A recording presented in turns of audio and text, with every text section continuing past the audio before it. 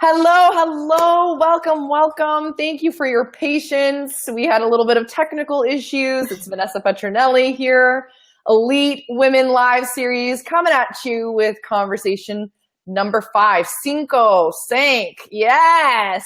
And today I am super stoked for this woman to join me and all of us here on this series. We had the pleasure of meeting last year at Archangel Academy.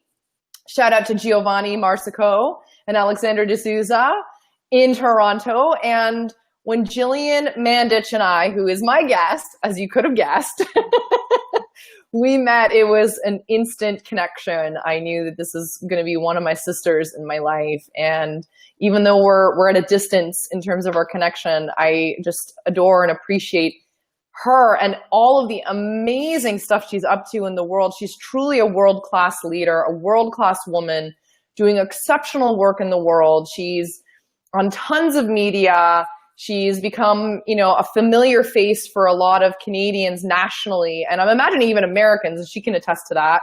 And she's doing phenomenal work in the world, and she's super intelligent and knowledgeable around health and science and happiness and joy. And so without further ado, I'm going to welcome my friend, my sister, and my colleague, Gillian Mandich, to the series. Hello. Hi, darlings. Hi.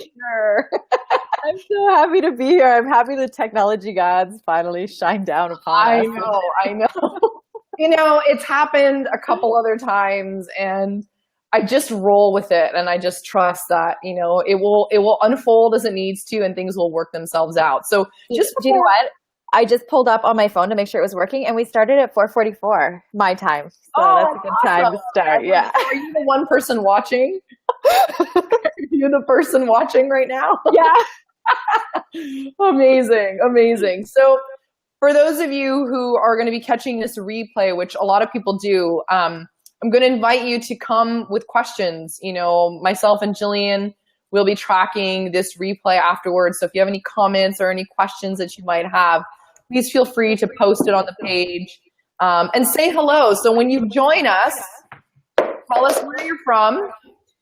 Tell us, what has you tuning in if you're open to sharing that. And we'll be periodically checking questions throughout this conversation. But let's just dive in, you and I, because I'm so excited. It's been a while since we've connected as well. Yeah, I know. Like months and months. And so, my God, there's probably so much that's been happening in your life and in your reality. Yeah. I was just telling you just right before we connected, I just finished all the data analysis for my PhD. So I'm in the very last step. I'm in the final writing part, and it's so fun. One of the things I love so much about research is it's one thing to go and to read a study or to read an academic journal, but to actually be able to conduct the research and to do the math and to see the results of your own data is one of the most exciting, thrilling things for me. And I am seeing that right now, and it's the coolest thing ever. One thing I know about you from when we first connected is you just have this enigmatic, ethereal, joyful presence to you. Like, I'm sure you probably get a lot of people saying, like, you're so positive and you're so full of happiness and joy. Has this always been like something that's really like innate within you, or is this something that you feel you've had to work toward? Because I'm also wondering, like, I'm seeing the passion coming out with your data and with your study. Yeah. But everything always starts with our own interest, right? With our own desire. So I would love to hear a little bit about that if you're open to sharing, because I don't know this about you either. So. Yeah. No one's ever asked me that before. I've been asked so many questions, and no one's ever asked me that. So that's first question. Cool. I love it. Okay, so I would say that I've always been more on the positive side and not as positive as I am today, because I've intentionally chosen to cultivate that in my life. So when we look, especially in terms of happiness, one of the things I get asked a lot is, are some people just born naturally happy and some people aren't? Yeah. And when we look, question to ask. Yeah. And so when we look to the data and the research, about 50% of our happiness is genetically determined. So what that means is about 50% of our total happiness is what our parents gave us. Another 10%-ish is about our environment where we work, who our partners are, our kids, that kind of thing. And then 40% is fully within our own control. That's the part that we can cultivate and we can grow. So no matter what we were born with, or no matter where we live, where we work, any of that kind of stuff, we still have control over a huge part of our happiness. And so for me, when I learned that, I thought, okay, what an opportunity. Because we only get one life, we get one shot at life, and I want to make my life, and I want to help other people make their lives the best possible life ever. And so to do that, it's a skill-based activity, just like anything else. And knowing that is really empowering because we know that there are things that we can do and we can choose and we can invite into our life to help grow that chunk of our happiness. So I've been researching happiness for about 3 years. And I've got to say that if I really wish I would have assessed my happiness when I started and then to where I am now, because I have seen such a change. And I'm seeing it right now in my data. I did a 4-week study and I'm seeing it in my participants in 4 weeks. And I myself, I'm seeing it in my life in the past 3 years. And it really is true. And so, yes, I've been a positive person. And I would say that a lot of it, though, is very much a learned behavior and a skill-based activity. And it's been really cool to see, like, when you practice gratitude, when you exercise, when you do these things, it can really make a huge impact in your life and how you show up for yourself and for people around you. I love it. I'm a firm believer that happiness is absolutely cultivated. And my feeling is, just even with myself, is I'm personally responsible for how I'm showing up to the world, right? And I think we live in a culture, and I don't know, because you're doing the data around this, so you've got like the legit scientific data and information coming in from, your people that you're doing the study with, and even just in the work that you're doing. But my feeling is that we live in a culture that becomes like, it's so obsessed with the external and has so many wounds from childhood, and we create these like victim stories about why we shouldn't be happy. And we can't be happy until we have certain things in place. Yeah. And so like one of my things, like, my title has been Intuitive Success Coach. And I mean, those things are always evolving. And I stayed there for the last little while because the heart and soul to everything I've done has been about fulfillment, because I believe that true success is about fulfillment. It's not even necessarily how much money you have in your bank account, although money can be a means to greater self-care and investment in yourselves and giving to others and all of that. But success is really about the ultimate deep fulfillment you have in knowing yourself and being responsible for your life and how you show up to it. Yeah. And then it's other things. It's like when we start to take full responsibility for that, the way we show up in our jobs or in our businesses, on stage, on camera, if we're talking to entrepreneurs and people who are, leaders and influencers, but even just to everybody else who may not be doing that day to day. It's like you show up differently as a parent, as a partner, as a boss, as a colleague, as a friend, as a daughter, son, whatever it might be. So I think that there's something so fucking empowering about being self-responsible for your joy and for your happiness and ultimately your fulfillment, because all this stuff out here can go away very quickly. I completely agree. And the thing is, there's so much that we can't control in our life, right? Right. And so by focusing on what we can control and impacting that piece, that's where our power is. It's not in controlling what happens to us. It's controlling our response to what happens. And when we look at happiness, joy, fulfillment, those qualities, those emotions, those feelings, those states of being, we realize that we can create that within ourselves. And it's a choice. It's not something that someone gives to us. Our power lies in recognizing that that's a choice that I make and a skill that I can learn and something that I can cultivate and I can build. And it's not easy. And it's challenging a lot of the time. It requires ongoing practice. It's not something like no one would ever go up to you and say, I just ate the best superfood smoothie ever. I've achieved health. I don't need to eat again. I'm good. I've achieved health, right? Right. It's so true. Anyone listening right now is thinking that is absolutely ridiculous. And yet, when we look at something like happiness, people very much can have that mindset where it's something that I want to achieve. and to get to. Mm. It's not. It's the same as good nutrition. It's the same as fitness. We don't have an amazing workout and then are like, yep, I'm good, I'm fit, I'm done. It's not how it works. And so for some reason, that logic starts to get a little bit convoluted, from the media, from all these different things. And we get confused as to what it is that we're looking for. And we start to aspire potentially to something that might not even be a real target. Recognizing that happiness isn't something that we get to or that we find or that we seek. It's something that we cultivate within ourselves that is always available to us, and we can practice it. And the more that we practice it, the more that it builds and the more that we can create that within our life. And our power lies in choosing that and in recognizing that, It's beautiful. I am so with you on that. Mm-hmm. And it just occurs to me, and I don't know, like, do you notice this in your work, that there are a lot of unhappy people in the world? Like, my assumption sometimes is that there are a lot of dissatisfied and unhappy people. Mm-hmm. Yes. And I believe what you focus on expands. 100%. So if you start to talk to those people and you start to notice the words that they're using, what they're focusing on, it adds more puzzle pieces to the entire picture.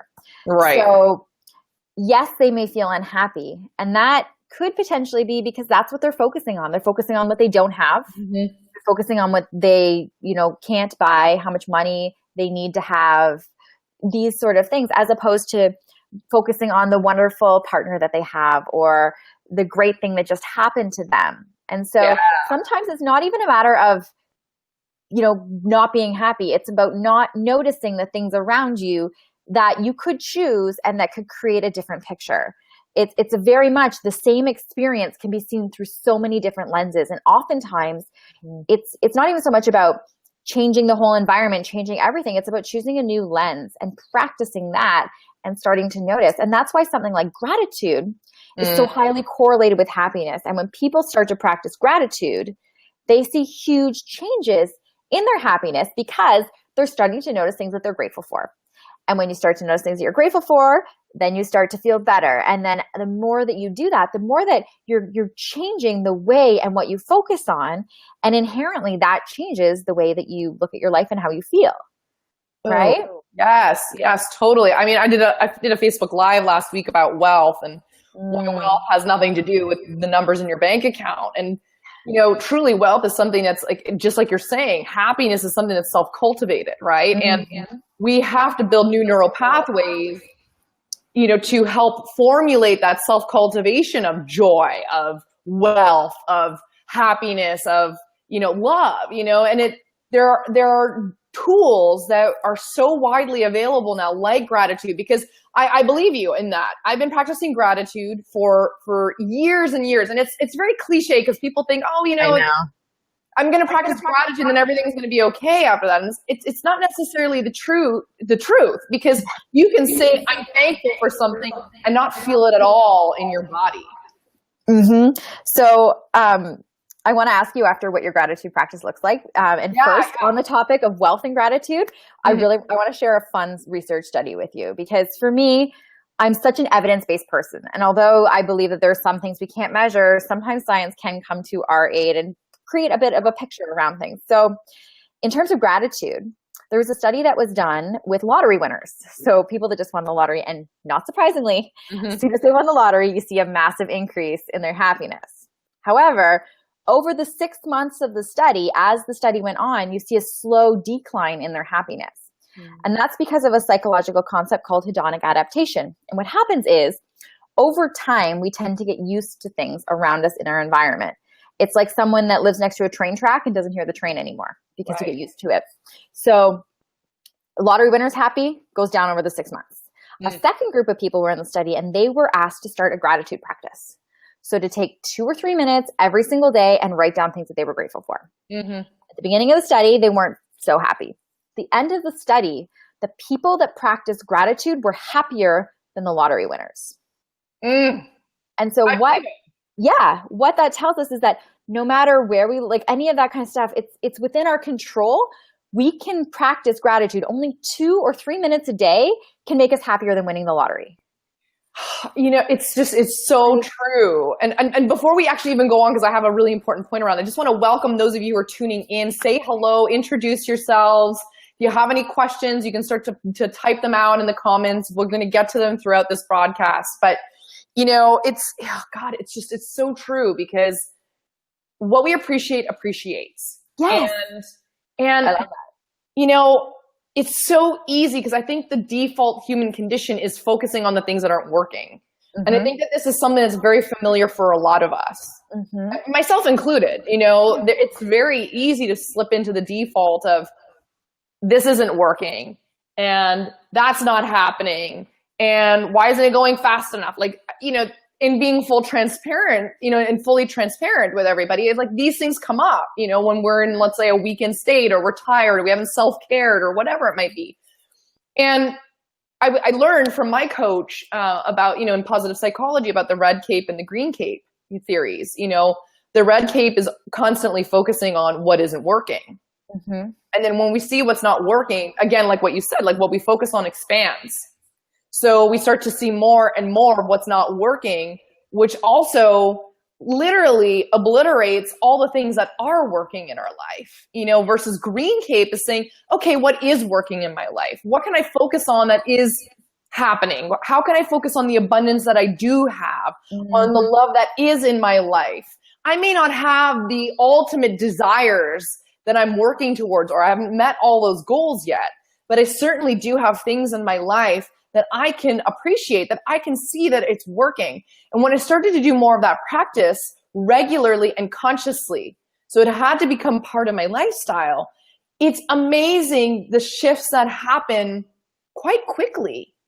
Yeah. It doesn't need to take years and years. I mean, we see the progress, we see the results over years of doing those kinds of practices. Like my gratitude practice, to share with you, I started, and I've shared this before on some of my posts. God, I started it like 10, 11 years ago. And I have a very, it's not, I don't want to describe it as rigid, because it's not rigid, because I love to circulate energy into my routines, but gratitude's the one thing actually that hasn't changed. And one of my rules, and I've taught this to my clients over the years, is creating gratitude before your feet touch the ground. So, it's giving thanks, appreciating, noticing the things that are happening in your life and that are working for you, and being grateful for them, appreciating them. And then what I also find, if it's available, what happens for me when I can appreciate the challenges actually somehow magically makes things like the attachment, the belief systems, the mental stuff that comes up when we're in challenges ends up completely transforming and transmuting a lot faster. And the solutions become available to move through those challenges a little quicker. And so it's been such a powerful practice. And it's something that is, you don't need a lot of money to do it, or anything at all, right? You don't need any money to practice gratitude. You don't need a partner. You don't need the perfect marriage. You don't need the family. You don't need the job. Like, you can do it no matter who you are and where you are and what type of walk of life you're from. It's something that is so widely available for everyone all the time. And it actually has the ability to completely transform how we feel about ourselves and our lives. So I think it's like super important. And even though people are like, yeah, gratitude, because sometimes I can see when I've said it to my clients, they're like, yeah, Oprah talks about, gratitude in the journal, and this person said that and that. And it's like, no, but have you really practiced it? No. Well, what would happen if you did practice that? Like, what do you think could be possible or become possible for you if you did implement that in your life? If you started to notice the things that are working? Yeah. I completely agree. It's one of those things where we have to, like, we're brought up in a society where we have this medical model of like disease treatment, right? We don't go to the hospital unless we're sick. And when we're sick, we have a symptom and then we treat the symptom. So we wait for a problem and then we figure out how to fix it. That's the mindset that our society has programmed. So bringing that in, it helps to give us some understanding, and it can allow us some compassion on ourselves, because that's our programming, that's our training. And we have to make an effort to choose differently and to create a different choice and a different perspective in our life. And, you know, when you look at something like gratitude too, I get it. It's one of those things where like it's on Hallmark cards, right? Yeah, I'm so thankful for you. Yeah. So thank you for being in my life. Exactly. And yet, fundamentally, it's one of the biggest factors that impact our happiness, how we treat other people, all of these different things. So just because it's fluffy and it's these sort of things, it doesn't negate the fact that it's important either. So acknowledging that. And one of the things I always say is try it out and see what happens. Do your own study on yourself. Because our bodies are our best teacher. I always say I'm a student of my body and I learn from my body. And so I always, you know, recommend, why not try it? What do you have to lose by spending a little bit of time every day thinking that you're grateful for? And I love so much that you do it in the morning before you even, you know, start your day, because most people, the first thought that enters their head when they wake up, when their alarm goes off or whatever, is something along the lines of, I didn't get enough sleep. I don't want to get up. You know, why is my alarm going off? This sort of scarcity lack mentality. And that's the first bit of energy that we're inviting into our life every day. And so I'm exactly the same as you. I deliberately and intentionally choose my first thought to be that, because that's the way I want to start every single day. And then I bookend my gratitude. So when I go to bed, when I close my eyes at night, I choose the last thought of my day. There's this Thomas Edison quote that I love. And he says, never go to sleep without a request to your subconscious mind. Right. Yes. Yes, absolutely. And so same thing, I spend some time, and actually something fun that I've been doing lately is I set an alarm on my phone for 3:14 every day because of pi. Like I like the number pi. That's why I picked it. I love that. It's so cute. Taking a time. And my alarm goes off every day at 3:14 Eastern time. And I text someone that I'm grateful for them, because what I started to realize was that it's really great. And I write down some of my friends or my family or people that have done something nice for me in my gratitude journal. And that's really good for me. And yet I would love to be able to share that, because when we can share that, not only does it have a positive impact on us, but it has a positive impact on them as well. And research out of Harvard actually shows that it goes 3 degrees from us. So it would actually extend beyond to the people that they interact with.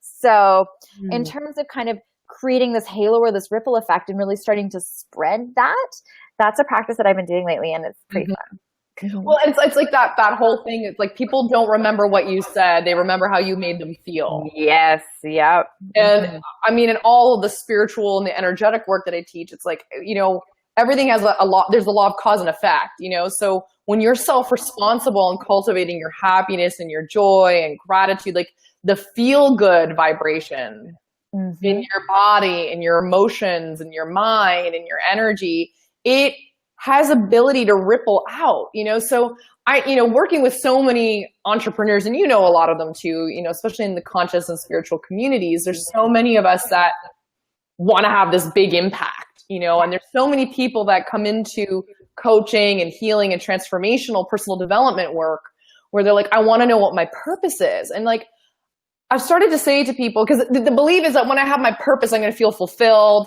I'm going to know what I'm doing here. I'm going to be happy. Like life's going to have a whole new meaning. And it's the truth is, it's like, what if our only purpose, the most basic purpose for everyone, regardless of what you did to earn money, and the biggest way that you could be of service is just by being responsible for how you show up with yourself and into the world, how we treat others, how we feel about ourselves, the dialogue that's going on in our heads, the words that we say to others, how we're treating human beings that we're interacting with, whether they're loved ones or strangers on the street. What if that was our purpose as human beings, and all these jobs or careers were just the modalities in which we showed up? And some of us will have the opportunity to maybe work more personally, more deeply with people, but it's nonetheless, it's not less important if you have a job or a career that you're going to where maybe it's not as service-based, or you're not working on transformation, but who you're being day to day actually has so much more of an effect than you might think, because we tend to think, oh, you know, I'm here to impact hundreds or thousands or millions or the globe, but it's like you're impacting that right now just by the conversation you're having with the person next to you or in the group or to your partner, because there is that ripple effect, right? There is a ripple effect of how we touch and inspire others. And I don't think it has to always be from this focus of, I have to know what my purpose is and I've got to find the job or the career or the modality that serves that. Mm-hmm. What if it's as basic as maybe in finding that shift in your career or your job or what you're doing actually starts with how you show up day to day, how you treat yourself and how you treat other people around you, and the ripple effect that that causes, because that can actually have even more of an impact. And you just don't see it, right? We just don't see that happening. But even the science is backing that up and saying it's true, it's happening. Who you're being actually is affecting other people around you. Like, that's so wild and it's so beautiful, and it's not esoteric, abstract bullshit. Mm-hmm.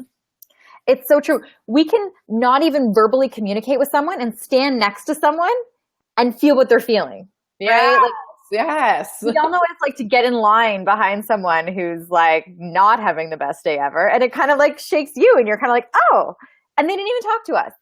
And so realizing that we have control over how we show up in the world, how we choose that. And again, it's exactly what you said. We always, you know, especially I think a lot of us, we really want to make a big impact in the world. Mm-hmm. And we think that big impact means being, you know, on a big stage talking to tens of thousands of people. And in reality, it's the day-to-day stuff. It's how, exactly what you said, how we show up, how we treat other people. And so often I'll hear someone say, do you remember when you said X, Y, or Z like 6 months ago? And I'm like, I don't even remember saying that, because it's just, you know, conversation or whatever. And the words that we say really have a profound impact on people. How we show up, the little things that we do, it's the small actions or behaviors or modeling that for other people. It really impacts, like, especially if you look at parents, right? Parents and kids. Kids model exactly what they see in their parents, especially when they're young. And I believe there is so much we can learn from kids, because they haven't had the time to put on all those masks yet that some of us wear. And they really are this essence of a really expressive human that isn't marred by a lot of the clout that we can come across as we get older, from people, from media, from family, from friends, from whatever it is. And you look at that, and we look to other people because we don't live in isolation. We live in community. We live together. We can create together. We can amplify. We can lift each other up together. And it's really paying attention to those details, those small things, and how we show up day to day. And I think sometimes along those same lines, we tend to get these grandiose big goals. Right. And we focus on them, and we lose all the way along, all the day-to-day waking up and checking our email and doing our laundry and all the self-care, this, that, the day-to-day monotony that can sometimes feel like that. And yet that's all part of it. And it's, without that, we wouldn't even have the opportunity to have a journey to anywhere, right? Right. Because we're so focused, I think, as human beings, especially people who are very determined and high performing and goal, oriented, we tend to have such a focus on the end result. Mm-hmm. And the journey to get there is not as important. It's like, I want to hurry up and get there. Hurry up and get there. And we forget what's happening day to day and how we're showing up, because it is a journey. There is no getting there. Lately I too have been coming back to a lot of the basics in all of my teachings, which is coming back to, surrendering and to love and to having like deep compassion toward myself and deeper levels of trust. And it's like, these are the things that are fundamentals in a lot of my teachings over the years. Mm-hmm. But they're the things we forget, just like the things we forget day to day. Like when you step into the shower, are you speeding through your shower? Are you actually enjoying how the water's feeling on your body? Is it feeling good? When you wake up in the morning, what are the first thoughts you have? When you go to work, are you dreading it? Or are you actually focusing on creating or intending to make the best day possible for yourself? Like, we want to skip over the basics a lot because we think, and we live in a society that I find, and it's very frustrating because we live in a society that is all about having a quick fix. And do I believe that results have to take a lot of time? No. We can have instant results, but there's also results that come through a period of transformation and growth. Mm-hmm. And everybody wants things quick. That's my belief. And I'm going to say something that might be kind of polarizing for people, but we have the most overly medicated society in North America because people's quality of life is not very good. We're more committed to money and to power and to these responsibilities than we are to our own happiness, and then we are to our own self-care and self-love. And we have so many people turning to drugs to fix the symptoms versus actually getting to the core. Why the fuck you're so unhappy? What is going on there? And I'm really passionate about it, and I always have been, because, the foundation to everything that I believed in my life from my own experiences, there's been periods where I've been depressed, where I've been down, where I've been miserable. When I was in my 20s, I had the coolest young adulthood years. I spent the time in the entertainment industry. I went to the hottest events. I knew so many people in the city. I was on set. I was in recording studios, on TV, in newspaper. I was doing, photo shoots, things that people would dream of, walking down runways.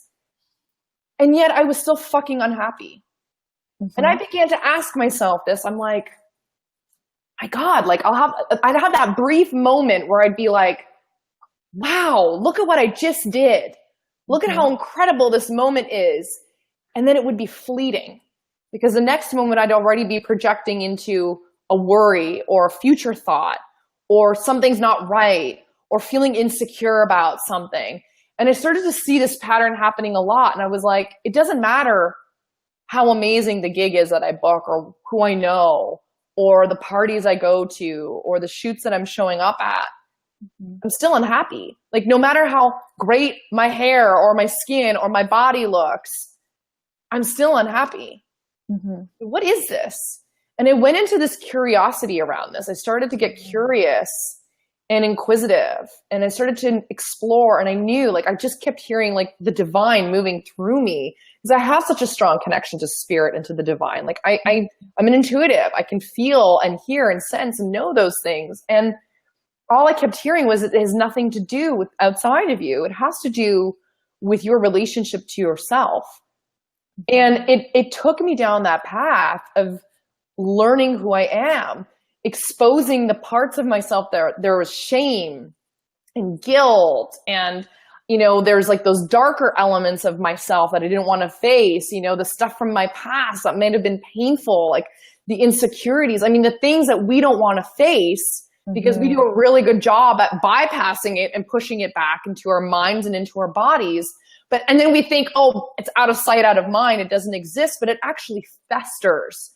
It's like putting a stew or sauce on the back of the stove and letting it simmer and simmer and simmer. Pretty soon that simmer is going to turn to a boil. It's going to get to a boiling point. And I think so many people in our society are beyond the simmer and they're in the boiling point. But we haven't been educated enough. We don't have enough of us. It's starting to happen. There's more and more people out in the world who are saying, that's the quick fix is not the answer. The magic pill is not the answer. There's no formula aside from you making this, valuing yourself enough to become curious enough, inquisitive enough to become happy. And some of those things are going to require deeper levels of transformation and healing and, therapy, coaching, all that kind of stuff. And other parts can be as simple as, I am committed. I'm going to be relentless about this. If gratitude has the ability to change my life over time and helps me to have a better quality of my day and experience of myself and humanity, well, fuck that. That's free. I'm going to try this on for a little bit and see what happens. I'm very passionate about this, and I know you're passionate about this subject in many ways too. And we're talking about the same thing in different ways. It's do you ever find with your work, that people are wanting to reach more for the quick fix for these things? Do you see that happening in your studies? Do you see that in your work? Because you're around a ton of people as well. Yeah. As soon as I tell someone I'm a happiness researcher, probably the number one response I get is, what do I need to do? What do I need to do or to take or to whatever to be happy? What's the magic pill in terms of happiness? That's probably the number one thing I get. And I think about it, and there's this quote from, his name was Derek Sivers. He was on Tim Ferriss's podcast one time, and he said, if more information was the answer, we'd all be billionaires with perfect abs. It's so true, isn't it? And so it's in terms of happiness, in terms of any of those things, it's absolutely that. It's not so much a question of needing to go out and to learn more. It's exactly what you're saying, getting curious. And I love that that's the approach that you took, because within curiosity, there's no judgment. There's no, looking back with regret or whatever. Everything happened. And it's like, okay, how can I get curious? How can I learn? What can I take from this? How can I move forward? So inherently within that perspective, you have compassion for yourself. You have the opportunity to grow and to learn and to take all that information and to really bring it into your life in a way that is, you're able to cultivate that and to move forward. Because no matter where we are now, every moment is an opportunity to choose again. And no matter what choices we've had up until this point, every single moment we can choose again. And so, especially in terms of happiness, like the reality is there isn't that one thing. We create this expectation, or it's almost like we're trying to get to somewhere, but it's not even a thing to get to. We're chasing, we're running east looking for a sunset. We're going, like that idea where it's a moving target, and we're creating this situation where maybe we could ask a different question. Maybe instead we can be compassionate. We can change our perspective. We can love ourselves. We can turn inwards. We can forgive ourselves for everything that's happened, and then continue to choose again. And so that's where I'm at with that, There isn't a magic happiness pill. No, there isn't. There totally isn't. And here's the thing too, because you said something, you're like, I love the curiosity because there's no judgment in the curiosity. I will say this, there was a lot of judgment. Oh, okay. Cool. So let's unpack that. Here's the thing. There was a lot of judgment back in the day. It was the judgment that led me to being curious, to doing something about it. So I almost feel like there was so much judgment happening toward myself and my life and my career and all these things. Like, it never felt like it was enough. Right. So it's almost like you're getting curious and then you're judging what's happening based on that, or the results. Totally. And it was almost as if the judgment that I was experiencing, which was such a lack of self-love, was the exact thing that had me turn into being curious about what's going on. Like, what's really happening here?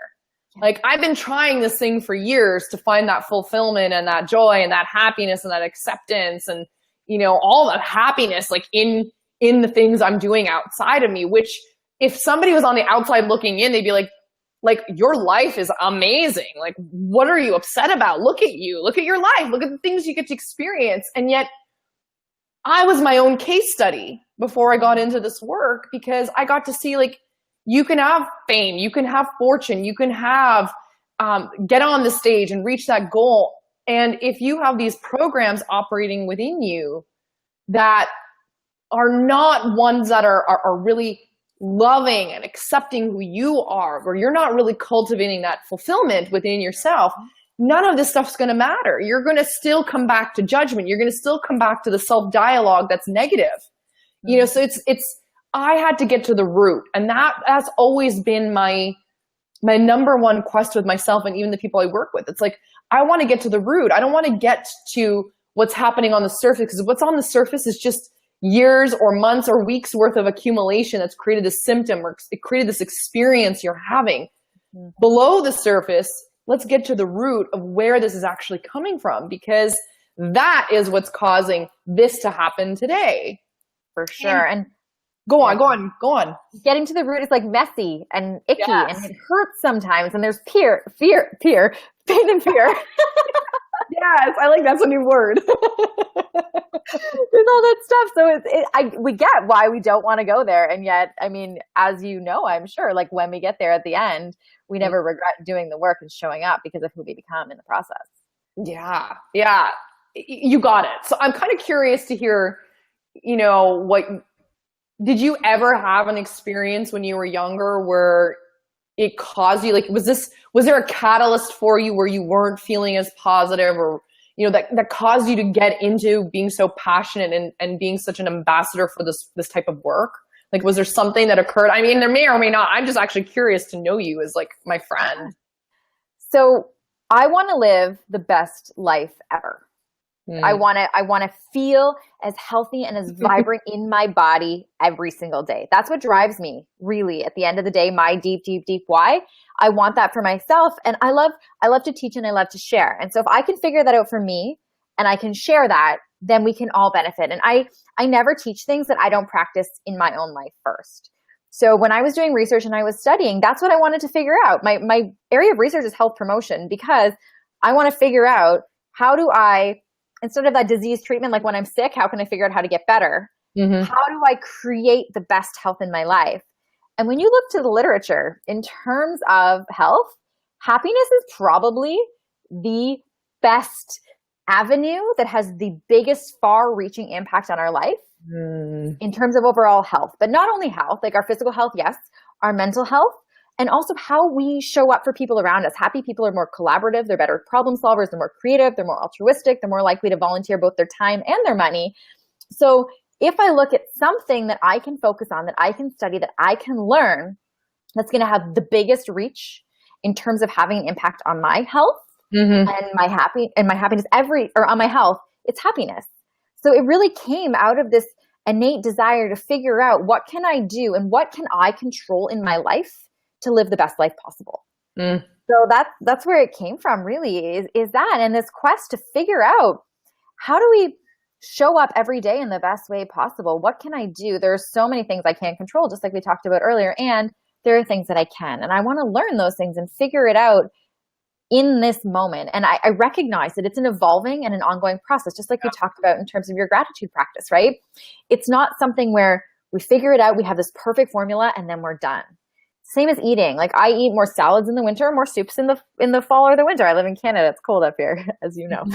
So it's one of those things that's this ongoing process. And the beauty of that is that it becomes this dance and this continual curiosity of, how do you cultivate that? How do you grow that? What feels good now? What doesn't feel good now? And then not having the judgment as things change and evolve, you know? Totally.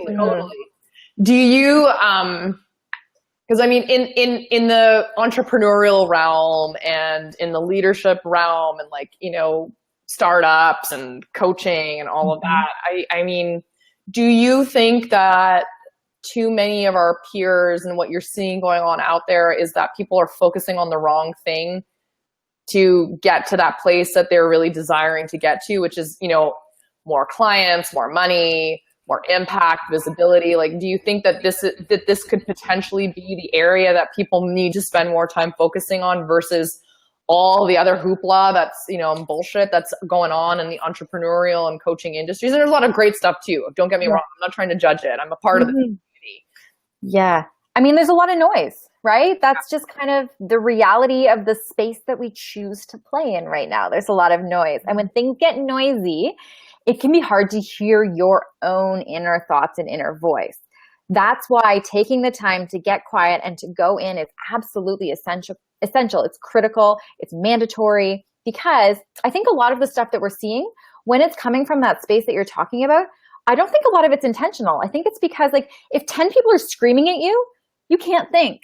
And so you may not even know what you're sharing or where it's coming from. And that's why, for me, like, my commitment and my personal practice is so much, I only share what I've felt and experienced in my own body. And that's why even, like, pictures that I post, I only post unedited photos, and I will not shoot with a photographer that won't let me do that, because I was a fitness model and I saw the other side of that. Again, fitness, there's so much noise. And I thought about the idea, like, I have 3 younger sisters and they're going to look at a picture of me. I'm 5'3". I'm not 6 feet tall. And some of these pictures, I'm like, what? Like, did I just grow almost a foot? Like, this is crazy. And so, you know, I think when we can really tap into who we are and be confident in sharing and expressing our own truth, that's where the beauty lies. That's where we can really get into that space where we're coming from a place where we're clear. Like, you know, like, when you're clear, when you've taken the time to get quiet, to do the self-care, to block out the noise, that's when we show up in our highest good for ourselves and for everyone around us. Absolutely. And so learning how to discern between between when someone's maybe talking with noise or where maybe they're not in the highest space as to that. And I think the onus lies on each and every single one of us to put ourselves in a place where we're clear enough where we can sort that out, where we can start to discern between, is someone selling me this because they want to make money? Or is there a deeper why going on here? And not that there's anything wrong with making money. Absolutely not. It's more the underlying motivation that can start to get where we need to really fine tune and finesse and be very discerning about where we choose to give our energy and our attention, because it's a finite resource every day. And the reality is we want to be really careful about it. And one of the things I see a lot is people giving away their power. And we've been talking a lot about that, this idea of personal power. How do we create that within our life? I think the exact same thing can be seen here, where you start to go out and look out and give that away, as opposed to recognizing that it all comes from within. We can learn from people. We can have those conversations. We can take things in. But then how do we take that all into our own body, into our own experience, and make it us, right? Heart and soul of everything I teach. I mean, that's the premise of the whole, soul aligned success, my sisterhood program, and like all the teachings. It's like, I want people to know that they are their own guru inside of them, and that it is great to learn from me. It's great to learn from you. It's great to learn from others. But above all, when you get so connected to your truth and you know what that truth is, and you know how to detect it, and you know how to discern with it, and you know how to listen to it and act on it, it overrides all the other noise. Because I think that the biggest problem that we have as humans too, especially in the entrepreneurial and all this work, is it's so easy to get caught up in comparison, the comparisonitis. Yes. There's this other thing of like, I can't hide, especially like I work with so many spiritual people who are so fucking afraid of coming out of their spiritual closet that they hide behind, copy, or they hide behind messaging that's not actually revealing their true self. When we start to actually connect to the parts of ourselves that are true, it starts to block out a lot of that noise, as you're calling it. I say distraction too, because all that stuff is actually delaying us from really stepping into what we're here to do next, or in the moment. It's delaying the process of us actually feeling empowered enough to know, oh, like that's great that Susie's got all of this going on and that Peter's got all that going on, and that's their journey, and I have my own. And my only job every day, I always say this to clients, like your only job every day is to connect to yourself, is to get so aligned to your higher self, to the voice of the divine that resides within you, and you follow that. You're going to override what I'm telling you to do for homework, or what you think you should do, or what another coach has told you to do. Your number one priority is to get so connected to this, because this is ultimately what's going to lead you forward. And I'm actually in that process again. Like one of the biggest signs that I got, after my retreat in Sedona was, you need to just listen to your own advice now. It's like, block out everything. I love my coaches. I love my success team. And right now it's like, I'm feeling intuitively called that I just need to pause for a moment and like let all the stuff that needs to come next just shed, so that what wants to come forward can be birthed through me. Because I'm going through an evolution. I'm going through a big transition right now from what I've been doing and what's coming next. And I've been feeling that, but I feel it and I know it because my priority has been for years now connecting to myself versus just listening to what my coach or the healer has to say, oh, do this or do that and do this and do that. Like, that's why I didn't want to teach that. I didn't want to be that person in this spiritual and personal developmental field that says, I'm your guru and you got to listen to what I have to say. It's like, no, I'm your guide. And I'm here to teach you how to connect to that part of yourself so much that you become so fully aligned, mind, body, soul, and energy, to execute on the things that you need to do in this lifetime, so that you can go out and help more people. You can go out and feel more fulfilled and have more money to self-care and do things with your family and your friends and for yourself. Like, that has been the focus, because the other way, the external in doesn't work. It's got to be the internal going out to the external. That's where we tend to see all the amazing progress and results. So I love this. Like, I love how much we're on the same page around this and how devoted you are to this, because you've done such an amazing job going on. Like, I admire you so much going on mainstream media and having such beautiful conversations about this, because that voice and your message and your energy is just getting out to so many more people. Like, it's so inspiring to see that, Gillian. I really, really, I'm just so inspired and in awe of how much amazing work you've been able to do doing your PhD and having this incredible career that you've had. It's beautiful. Thank you. Mm-hmm. So much. Thank you. Yeah, I'm imagining it's probably attributed to these practices, right? Like Absolutely. all that success, all that fulfillment is like, it's not because you've hired like the $1 million coaches and all that. Maybe it is. I mean, no, it's not. It's like you following your process and implementing it, right?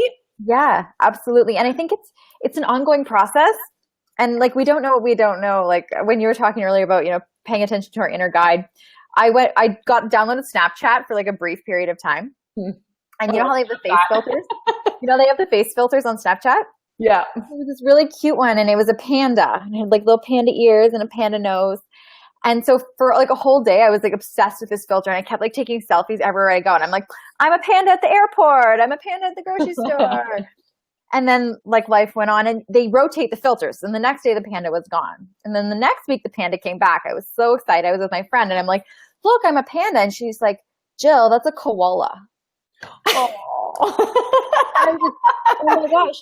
Cute. I was posting all day, I'm a panda. Like I was writing those words. And then I told one of my other friends, I'm like, did you not see me on Snapchat, like posting that I'm a panda when I was a koala? And he's like, well, I started to second guess. Like I was like, do I know what a panda is? Right? So we're really confident. It can be really, it's a powerful thing. Confidence is a powerful thing. And so that's why I think having compassion for ourselves and really showing up and doing the work, because I know when I speak, I've put in the work, I've put in the back end so that when I show up and when I speak, I've lived it in my body. I've learned it. It's my absolute truth. I've got rid of the noise so that what I share is very intentional, deliberate, and there's a purpose to it. It's not just bleh.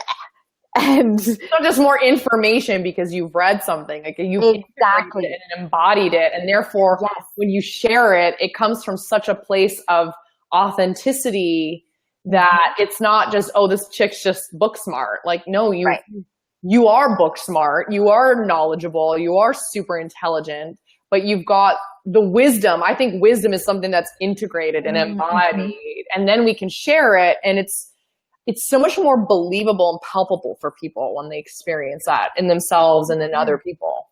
For sure. I mean, we look at pictures or we watch a video, and there's some that we connect with and there's some that we don't.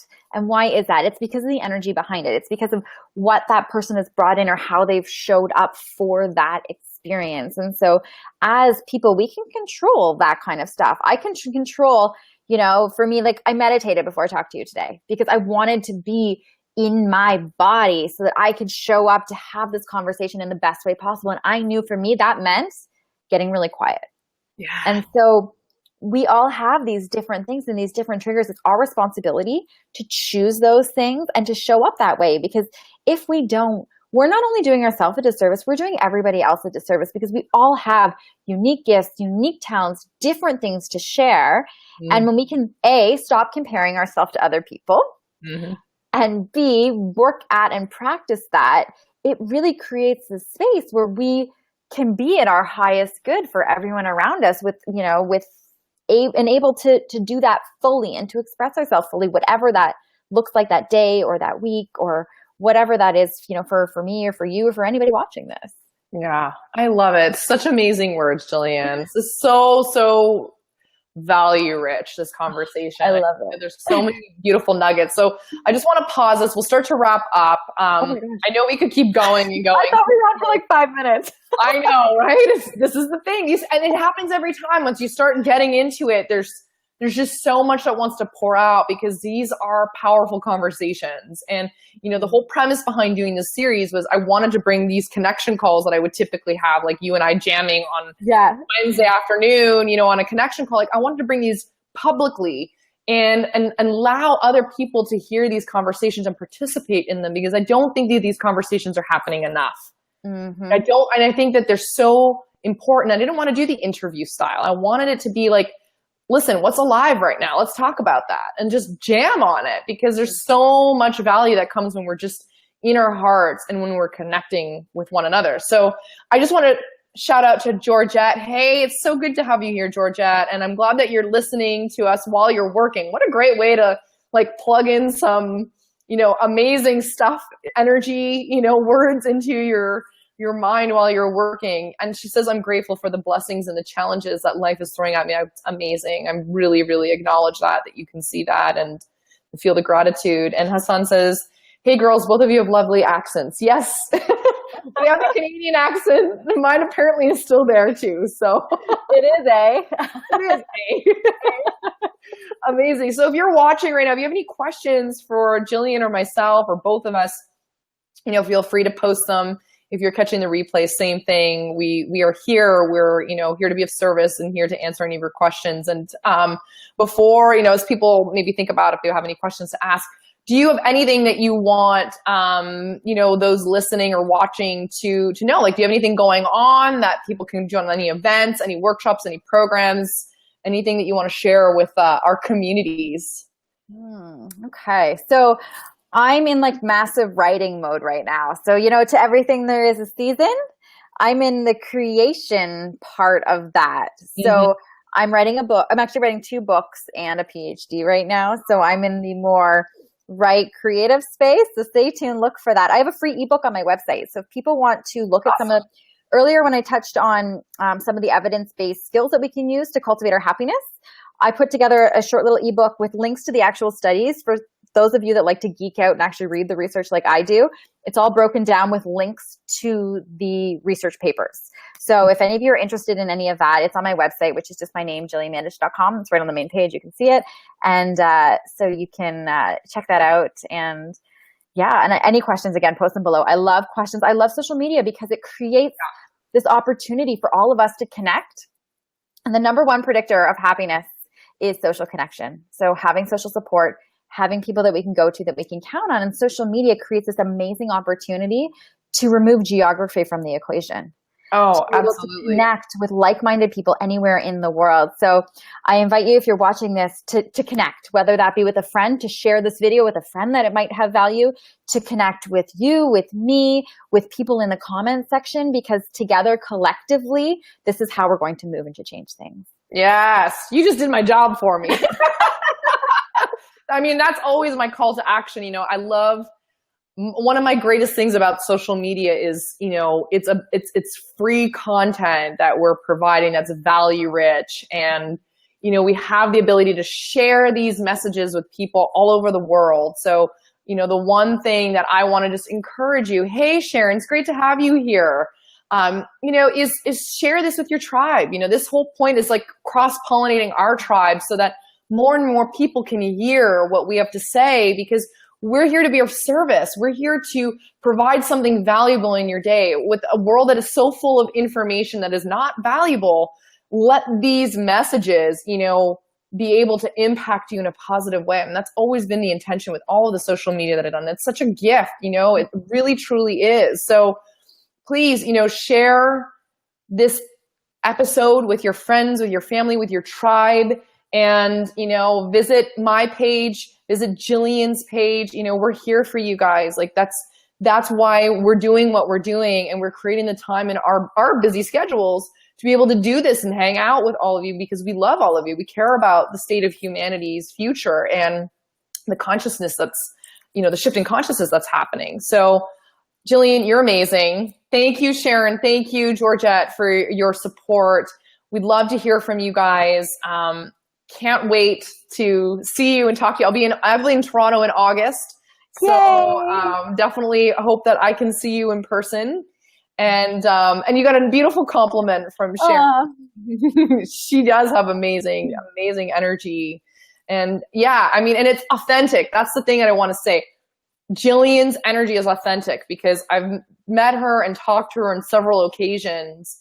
And it's not an act. It's like there's some people that put those acts on and then they go home and that they're not authentic. With you, it's like you embody this, which is so beautiful. And that's why I wanted you to be here, because I wanted more people to experience you. So thank you for being here with me today. It's such an honor to have you. And I'm very grateful that we're in each other's lives. Thank you. It's been such such a wonderful conversation. And every time I talk to you, I leave with my battery like fully charged. And so thank you for being you, for showing up, for having me. And I can't wait to have many, many more of these conversations with you. Me too, my love. Me too. Thank you to all of you for joining us. You have a beautiful day. I'll be back in 2 weeks. I've got my next guest lined up. She's doing some really cool work. I won't reveal who that is just yet. I'll keep you in some suspense and mystery. But I will see you guys all soon. Thanks so much for being here. Talk to you soon. Much love.